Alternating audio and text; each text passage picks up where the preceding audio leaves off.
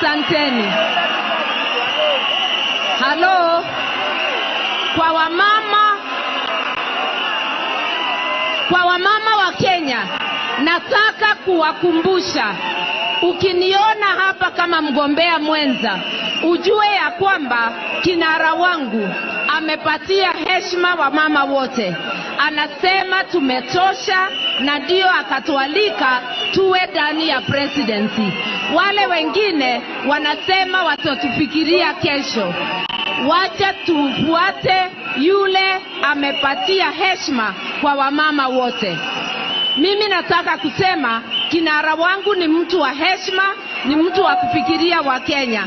Tafadhali mtupatie kura zenu, na bila kupoteza wakati nirudishe hii kwa Junet alete mtu wa kumtumbuiza. Asanteni. Asante Deputy President. Naibu wa rais. Wangapi wanasema mama ametosha kuwa naibu wa rais? Nione kwa mkono. Tuweke mkono juu. Nairobi oye! Sasa naomba tutulie. Nataka kuleta msanii.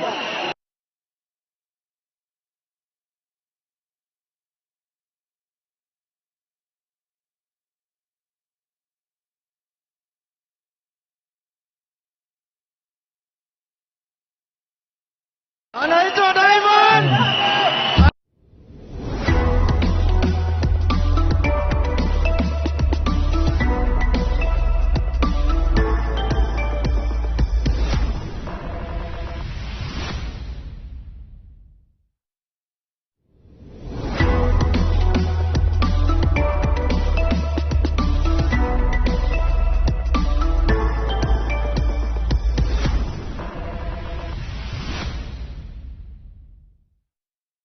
Nyumbani ndio kila kitu. Nyumbani ni urithi tunaoachia wajukuu wetu. Nyumbani ni upendo na usambazaji wa upendo. Nyumbani ni furaha, umoja na kufurahikiana. Nyumbani ni nguvu yetu, ni maisha yetu.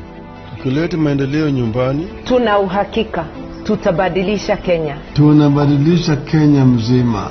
Inawezekana. Azimio nyumbani, azimio nchini.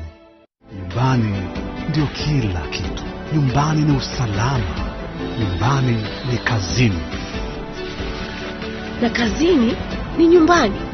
Nyumbani kiu inamalizwa.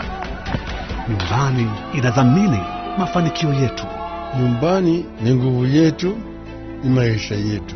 Tukileta maendeleo nyumbani, tuna uhakika tutabadilisha Kenya. Tunabadilisha Kenya mzima. Inawezekana. Azimio nyumbani, azimio nchini. Nyumbani ni matumaini yetu. Nyumbani ni furaha yetu. Nyumbani ni kazi. Nyumbani ni ujuzi. Tunasherehekea talanta zetu. Popote tuendapo, tuna uhakika tutalakiwa kwa furaha tunaporejea. Nyumbani ni nguvu yetu, ni maisha yetu. Tukileta maendeleo nyumbani, tuna uhakika tutabadilisha Kenya. Tunabadilisha Kenya mzima. Inawezekana. Azimio nyumbani, azimio nchini. What does inawezekana mean to you? Inawezekana inamaanisha elimu ya bure kwa watoto wetu. Kwangu inamaanisha matibabu ya bure kwa kila mtu. Inawezekana to me means 6,000 Kenya shillings to poverty-stricken families. Inamaanisha kupunguza kupanda kwa bei za bidhaa. Inawezekana means a corruption-free Kenya. Inawezekana inamaanisha job creation kwa sisi mayouth. Support ya biashara kubwa na ndogo. Ufufuo wa uchumi. On the 9th of August, let's all come out, vote Azimio, vote Baba na Martha, and see our country conquer all the challenges we are facing. With Baba na Martha, inawezekana.